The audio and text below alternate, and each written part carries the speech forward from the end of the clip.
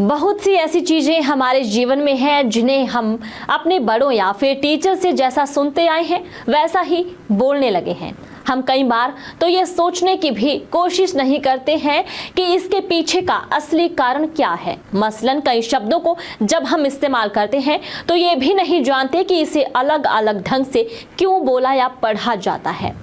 एक ऐसे ही लेटर पर आज हम बात करेंगे दुनिया रंग रंगीली में। हम सबकी पढ़ाई का पहला लेसन ही होता है अंग्रेजी से 26 अल्फाबेट्स। हालांकि आजकल इसमें भी 26वें लेटर जेड को लेकर कंफ्यूजन होता है कि इसे क्या बोले।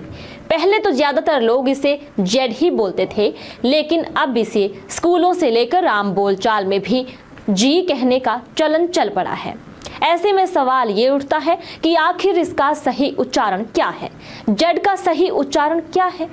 अंग्रेजी एक भाषा के तौर पर थोड़ी कठिन इसलिए भी हो जाती है क्योंकि इसमें उच्चारण को लेकर काफी अलग अलग नियम हैं। शब्दों से लेकर अब तो वर्ण के उच्चारण में भी कंफ्यूजन हो रहा है। मसलन जिस जेड को हम जेड बोलते आए हैं उसे आजकल जी कहा जा रहा है। लोगों ने जब पूछा कि इसका सही उच्चारण है क्या, तो कुछ दिलचस्प वजह सामने आई। दरअसल दुनिया भर में अंग्रेजी के जो 2 वर्जन बोले जाते हैं वो हैं ब्रिटिश और अमेरिकन।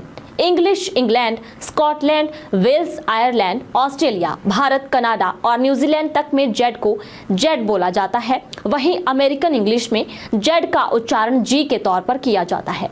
इसे वहां की मानक इंग्लिश में रखा गया है। क्यों होता है ये कंफ्यूजन?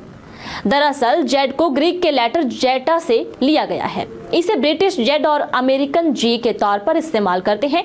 जी उच्चारण के लोकप्रिय होने के पीछे एक वजह अमेरिकन द अल्फाबेट सॉन्ग की दुनिया भर से लोकप्रियता है। इसमें जेड को जी कहा जाता है।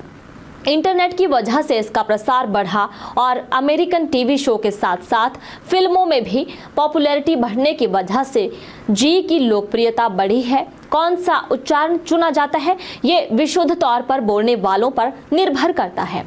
तो इस स्टोरी में इतना ही। देखते रहिए दिव्य हिमाचल टीवी।